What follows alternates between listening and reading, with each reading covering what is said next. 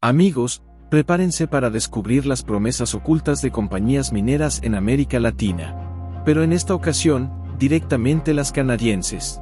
Revelaremos la magnitud de este problema y su daño arrasador en países en los que han tenido presencia. Poco a poco explicaremos cómo ingresan al país y cuáles son sus promesas millonarias. Te asombrarás ante la magnitud de los daños que conlleva una explotación minera.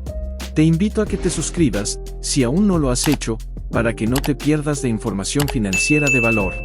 ¿Estás preparado? Comencemos. Este capítulo se inicia con Canadá, un país que ocupa la tercera posición a nivel mundial en producción minera, destacando en uranio y potasa. Su diversidad de recursos incluye oro, níquel, cobre, aluminio, entre otros.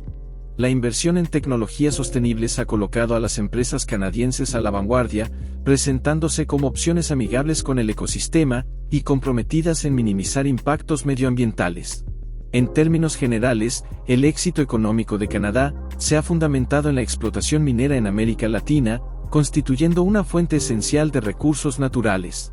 Aunque la relación con los países latinoamericanos se presenta como mutuamente beneficiosa, surgen cuestionamientos sobre quién obtiene mayores beneficios. A lo largo de décadas de presencia en diversos países, no se ha evidenciado un aumento significativo en la economía de estos países, ni mejoras sustanciales en la calidad de vida de las comunidades afectadas. La actividad minera, especialmente la de origen canadiense, ha desencadenado desastres naturales en la región, a menudo pasados por alto en los medios.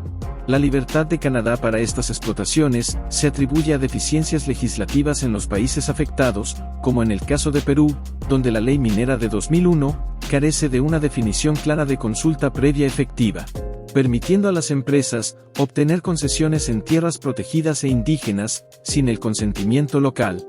La ausencia de mecanismos de seguimiento y evaluación dificultan la resolución de conflictos entre comunidades y empresas mineras. Caso similar es México, donde la ley minera de 1992 otorga a las empresas mineras el derecho a obtener concesiones en tierras propiedad del Estado. Sin embargo, la ley no establece un procedimiento claro para determinar si una concesión minera afecta los derechos de los pueblos originarios o nativos. Esto ha permitido a empresas mineras obtener concesiones en tierras habitadas por comunidades indígenas y campesinas, sin el debido consentimiento, despojándolas de la tierra que utilizan para la agricultura, su principal fuente de alimento y comercio local. La contaminación resultante imposibilita la práctica de la agricultura, provocando desplazamientos y la muerte de la flora y fauna. Esta situación cambia de manera radical la realidad de los pueblos indígenas, a quienes poco a poco han ido desplazando de sus tierras nativas a lo largo de milenios.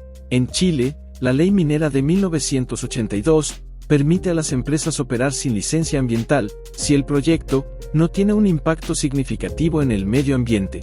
Pero la falta de una definición clara de impacto significativo ha llevado a operaciones mineras que no cumplen totalmente con las regulaciones ambientales. Esto ha resultado en daños extensos, incluida la contaminación del agua, la degradación del suelo y la pérdida de hábitats. La mina Cerro Corona, operada por Gold Fields, obtuvo ganancias considerables en 2022, pero los 960 millones pagados al gobierno, entre impuestos, regalías y otros, son insignificantes en comparación con los daños ambientales y sociales ocasionados.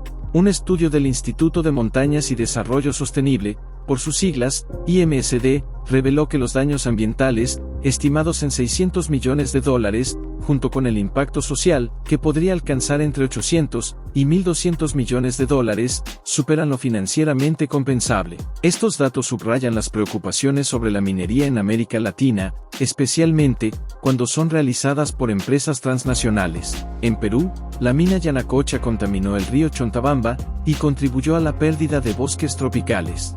En México, la mina Peñasquito enfrenta acusaciones de contaminar el río San Pedro, afectando la vida acuática y el desierto de Chihuahua. En Chile, la mina Escondida contamina el río Salado, afectando la biodiversidad y contribuyendo a la destrucción del desierto de Atacama. Además, estas operaciones tienen impactos sociales graves, como desplazamientos forzados, divisiones comunitarias y la creciente criminalización de la protesta social en Perú, México y Chile. Dichas empresas suelen prometer mejoras económicas y empleo en las comunidades locales afectadas por sus proyectos. Sin embargo, la realidad a menudo difiere significativamente de estas promesas, dejando a las comunidades con desafíos económicos, como la falta de empleo sostenible y la dependencia unilateral de la minería. Además, la distribución desigual de los beneficios económicos ha dado origen a tensiones y desigualdades sociales. Esto, sumado a la corrupción en países por parte de funcionarios gubernamentales y el mínimo cumplimiento de las leyes para proteger sus tierras, deja en evidencia que la minería, especialmente la extranjera, plantea serias preocupaciones. Un ejemplo de esto es la mina Peñasquito, en México, donde las ganancias parecen ir de la mano con las violaciones de los derechos humanos. En el periodo de 2017 a 2022, la empresa pagó un total de 14 millones de pesos, equivalentes a $250,000, mientras que sus ingresos anuales ascendieron de 15,000 a 987 millones de dólares. En muchos casos, la minería ha contribuido al empobrecimiento de las comunidades locales, hasta de la provincia donde se desarrolla. Esto se debe a que las empresas mineras suelen utilizar mano de obra especializada que proviene de otros países, provocando la pérdida de empleos para los trabajadores locales. Además, la minería contamina el medio ambiente, sus aguas, y empobrece a sus habitantes. En esta última parte, te revelaremos lo mejor, no te desconectes. Te damos un pantallazo sobre lo ocurrido recientemente en noviembre de 2023, en la ciudad de Panamá, país que experimentó una multitudinaria protesta, debido a que todo un pueblo se alzó en oposición a la firma de un contrato que renovaba las operaciones mineras en dicho país con la empresa canadiense First Quantum Minerals. El contrato, que otorgaba a la empresa una concesión de 20 años para la explotación de cobre en la provincia de Colón, generó la ira de sus habitantes, quienes argumentaban que la minería era perjudicial para el medio ambiente y la salud pública, y consideraban que el acuerdo era totalmente desfavorable para el Estado panameño, ya que todas las ganancias, beneficios y privilegios reposaban sobre dicha minera. Las protestas, iniciadas en octubre, se intensificaron, culminando con enfrentamientos entre manifestantes y la policía. En respuesta, el 25 de noviembre de 2023, el Congreso de Panamá aprobó una moratoria indefinida de la minería metálica, representando una parte de la victoria para los panameños, y completando su mayor logro de lucha, con el fallo promulgado por la Corte Suprema de Justicia, indicando que el contrato firmado por la minera era inconstitucional. Este acontecimiento dejó varios miles de millones en pérdidas, la irreparable muerte de 3 personas, 2 de ellos, educadores, las cuales son los héroes de esa legítima lucha ante la oscura negociación del gobierno, y First Quantum Minerals. Al final de este video, te mostraremos el link que te llevará a ver con detalle lo que contenía el polémico contrato minero. Canadá ha explotado los recursos naturales de América Latina durante décadas, trasladándose de un país a otro en busca de recursos. Los casos en Perú y México revelan la desconexión entre las promesas de prosperidad de las empresas mineras y los impactos reales en las comunidades locales. Estas compañías a menudo incurren en violaciones de los derechos humanos, la falta de transparencia y participación comunitaria agrava las tensiones.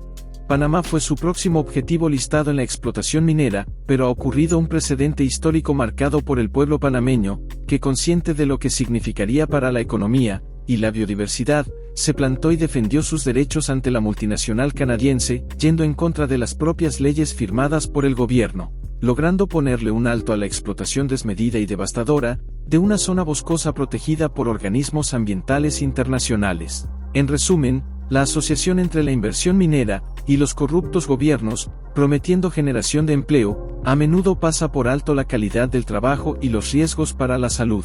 Tanto los trabajadores como las comunidades cercanas a las minas están expuestos a sustancias tóxicas como el polvo de sílice, plomo, azufre, mercurio y cianuro, causando graves enfermedades y riesgos para la vida. Las acciones de las empresas transnacionales en América Latina reflejan la lógica de maximizar ganancias a cualquier costo con máxima impunidad, característica del capitalismo actual. Estas compañías destruyen áreas de conservación, bosques y fuentes de agua, contaminan ríos, desplazan comunidades y generan conflictos sociales, comprometiendo el medio ambiente y la estabilidad social. Bien, hasta aquí hemos llegado. Suscríbete a nuestra comunidad de Minuto Financiero y activa la campanita para que no te pierdas de las próximas tendencias económicas. También, puedes dejarnos tus opiniones en los comentarios sobre las siguientes interrogantes. Después de conocer más sobre la explotación minera, ¿comprendes quién se lleva la mejor parte de las ganancias? ¿Crees que los supuestos beneficios que ofrecen las mineras compensan el devastador e irreparable daño que le hacen a la naturaleza y a las vidas humanas? ¿Y qué le dirías a los panameños por su reciente lucha? Y recuerda, con la información compartida, podrás formar tus propias conclusiones. Hasta la próxima entrega.